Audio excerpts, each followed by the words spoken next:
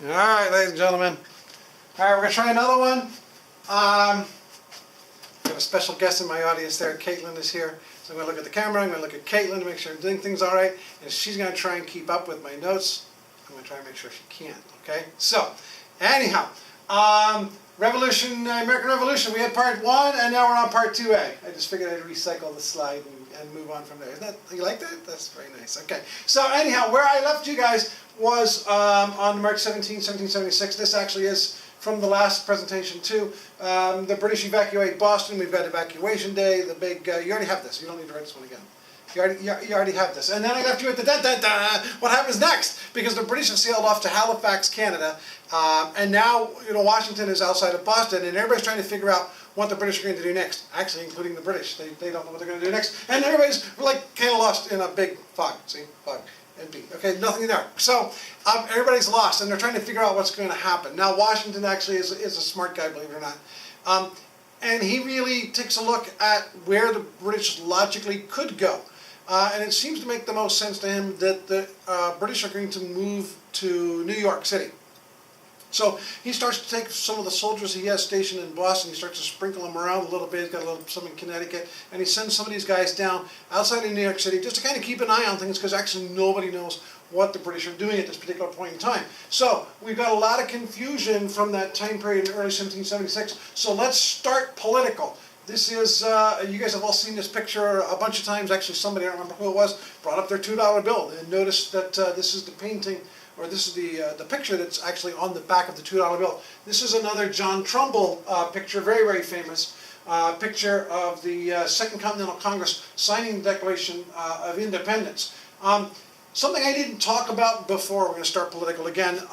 In July of 1775, right after the Battle of Bunker Hill, the Americans were still kind of up in the air about whether they wanted to be independent or not, and they're trying to patch things up, believe it or not. Some of you guys know this, but in July 1775, we sent what's called the Olive Branch Petition, which was a peace offering, a peace deal to the king, and King George III refused to accept it. There he is saying no. He refused to accept the Olive Branch Petition, and as a matter of fact, he said, and now my other thing is going here, so let's just kind of close that stupid little message. And he says, you guys are in rebellion, and we're going to force you to obey. So the idea that England is going to allow us to patch things up happily is kind of past us.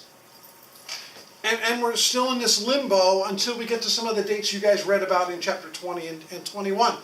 In June 7th, 1776, there's a motion made by Henry Lee at the Second Continental Congress that we should declare our independence from Great Britain. A lot of people are shocked by that idea, but they decided to make this small committee, which is going to, on the chance that it does get approved, they're going to go ahead and start to work on some wording.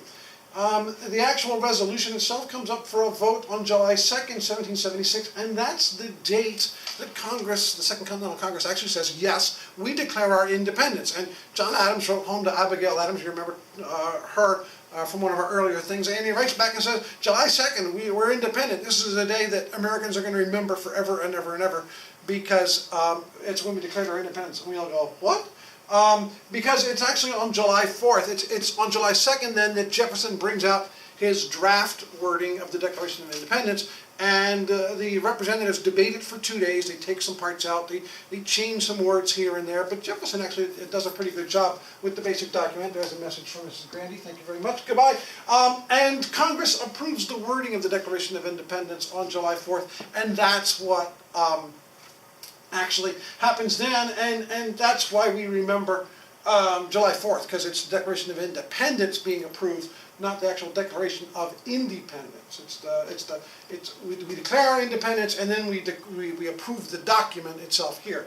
And then the last debate that some people are really going to get turned on about is, when did we actually sign this thing? And really, nobody quite knows for sure. The records are in conflict with each other, depending on which source you want to look at. But most people lean to the idea that in early August, the document is ready to be signed, and the people go ahead and start signing it. So now, officially, politically, we've declared our independence. But again, to me, that's the idea of going home, and shouting out at the supper table, I don't have to follow your rules no more because I'm independent after your father, tells you to sit down and eat your peas. That's the same kind of thing England is doing. They don't care about our Declaration of Independence. It doesn't matter if we think we're independent because they say we're still a colony and they are going to fight a war to do it. So, as a matter of fact, in June, right before this happened, Washington turns out he was right, and the British fleet starts arriving in New York City.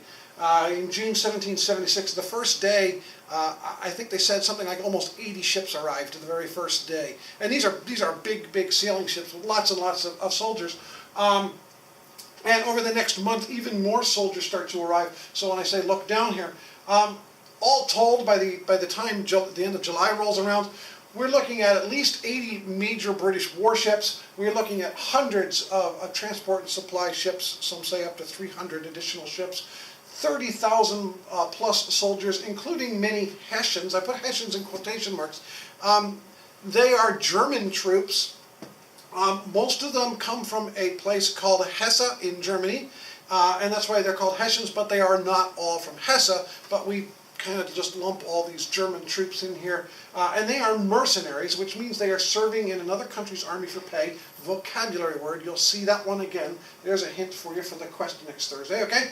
And to be perfectly honest, up to this particular point in British history, this invasion fleet is the largest overseas force the British have ever put together in all time. Okay, moving on. Did you keep up? Okay. Anything that's green here is land, and anything that's white here is now water. And the Americans send most of their troops down here into White Plains, and the British come here and land right over here, and we are going to start the New York, New Jersey campaign, which is going to last from June to December 1776. And the first thing, I'm going to keep flipping back and forth to this particular slide, so I'm going to bring it up over here, actually, so that I can get back and forth to it, okay? And the next thing we have is what's called the Battle of Long Island on August 27th. And by the way, this is just going to become this whole laundry list of battles. You don't necessarily need to know a lot of the details.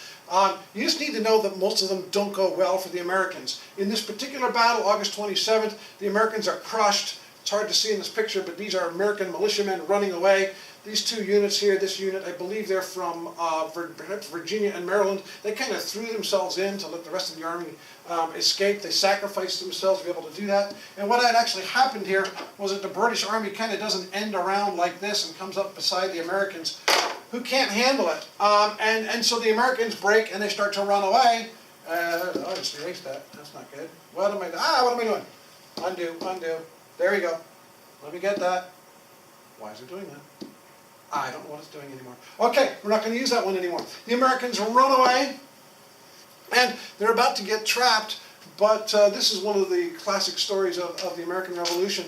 Washington is literally pinned back against the East River, and they really don't know how they're going to get out, and the British literally wait. They say, okay, he's right there, we'll get him tomorrow when the sun comes up, and they go to bed that night, and that night a fog bank rolls in, a really thick fog bank, and George Washington takes his entire army down to the East River, and he sails them across the East River under the cover of darkness and fog.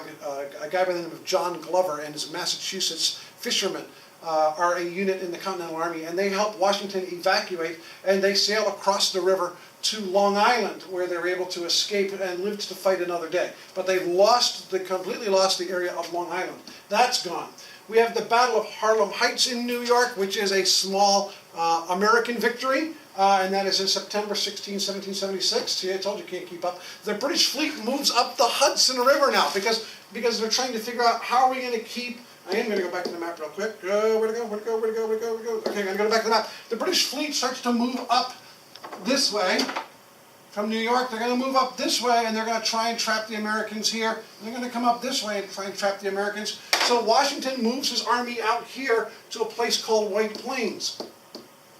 That's the British fleet moving up there. This is the British invasion fleet coming into a place called Kips Bay, which is on Manhattan Island. So Washington, the Americans, they retreat to White Plains, New York, and just said that. And then we have the Battle of White Plains in October, and the Americans lose again.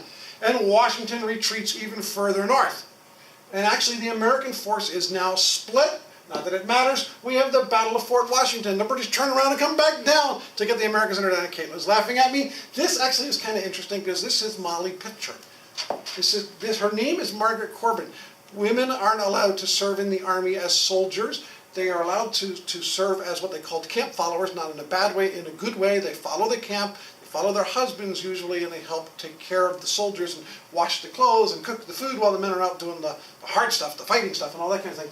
And Margaret's husband is on an artillery crew, and he gets killed in the Battle of Fort Washington. So she grabs his artillery tools and she starts to fight. And this is a very common picture from the late 1800s, early 1900s. It shows Margaret very bravely fighting. The truth of the matter is probably more like a picture like this. It's really difficult to see this particular thing, but the Hessians, the German troops, are coming up over the wall here. This is Margaret badly wounded down here. She was actually seriously wounded in the battle and lost the use of one of her arms permanently for the rest of her life. In this particular battle, the battle at Fort Washington, was a huge American loss. We lost lots of cannons, we lost lots of supplies, we had thousands of guys get captured. Just bad news, bad news, bad news. 4 days later, we have, on the other side of the river, the Battle of Fort Lee. There's a fort up on top of this huge cliff, and the Americans are convinced they're going to be safe there, so they don't really bother to heavily fortify the edge of the cliff. And the British soldiers come over one night and literally climb up the cliff in the middle of the night, and the Americans wake up the next morning, and there's the British Army. And so Washington retreats down through New Jersey, and he crosses the Delaware River into Pennsylvania. And it's now December of 1776. Washington, in major battles, is 1 win and at least 4 losses. And there's lots of other smaller battles in there that he's lost before. So Washington is not doing well. The American army is losing people left and right. And these guys are really, really hurting. And we are now at what we're going to call the Battle of Trenton. And it's going to be on December 26, 1776. Very, very famous picture of George Washington crossing the Delaware, painted by a German artist by the name of Leutze, who had never been to America. This is not the Delaware River. He used the Rhine River as his example. And George Washington probably never looked that heroic as he's actually crossing. It's a neat little picture. Only one guy rowing the boat, by the way. That's this guy. Everybody else is just kind of doing it. So if you only have one guy row a boat, it goes around in circles. Did you know that? Anyhow, the American morale is very, very low in December. They've lost all these battles, guys dying in battle, guys dying of disease, guys just saying this isn't fun anymore, I'm going home, and guys leaving the army. And the American army is probably down to around 5,000 people, some people guess. And many of these guys have signed a document, they've enlisted, meaning they've joined the army, only till the end of December. So Washington's entire army is literally about to go home in a week. And Washington knows he needs to do something that's going to get these guys fired up and get them in high spirits. And this is when Thomas Paine writes The Crisis. He starts to write this document. We're working with The Crisis right now in class, except the C period. We've talked about other stuff. But they're going to do it tomorrow. And this is when he writes this document called The Crisis, trying to raise the American spirits and get them going. And what happens is that Washington and the Americans recross the Delaware River on Christmas night, and they attack the Hessian troops that have been garrisoned in Trenton, New Jersey, and it is a monstrous, amazing victory. He comes crashing out of the woods first thing in the morning. There's always these stories of were the Hessians drunk and partying after Christmas, or were they not drunk? It really doesn't matter. The Hessians never get a chance to get themselves organized, and Washington seriously loses 4 guys in the entire attack, and some people say they weren't even killed, they were wounded. But Washington loses only 4 people, and we kill and capture literally hundreds of Hessians and all their supplies and all of their cannons. It is an absolutely huge American victory. The other thing is, when you go back and look at this picture in Washington crossing the Delaware, it probably looked nothing like this. This is actually probably a much, much better picture. It's by a guy by the name of Mort Kunstler. It was a miserable night. These guys are freezing. They're barely dressed. Their uniforms are in terrible condition. They're just huddled together. You got a couple of lamps and a couple of torches, and they are going across at a place called McConkey's Ferry in Pennsylvania. That's the actual name of Washington's crossing. And this is not comfortable. This does not look good. This does not look super heroic. But it was probably actually much more like something like this. And Washington going here into the unknown. Bottom line is the American morale is raised tremendously. Most of the American soldiers decide to stay. The British are absolutely stunned by what happened, and they send reinforcements down to try and trap Washington. Washington crosses, after the Battle of Trenton was over, he went back to Pennsylvania. The British Army's coming down. You're going to love this one. Washington brings his army back across to New Jersey again, and he sets them all up in positions. And the British Army is getting closer and closer. It's getting later and later and later. And once again, the British pull up just about supper time. And Washington's got all of his campfires going like that. And the British say, you know, there's Washington's army are we going to go get them? And they said, no, we'll go get them in the morning. Washington keeps the campfires going all night long. He has a group of people who they stay behind, and that's their job, is to keep campfires going. And while nobody else is watching in the dark, he takes the rest of his army and he backs them up away from the campfires, and he loops around behind the British soldier, goes 14 miles behind them, and attacks the British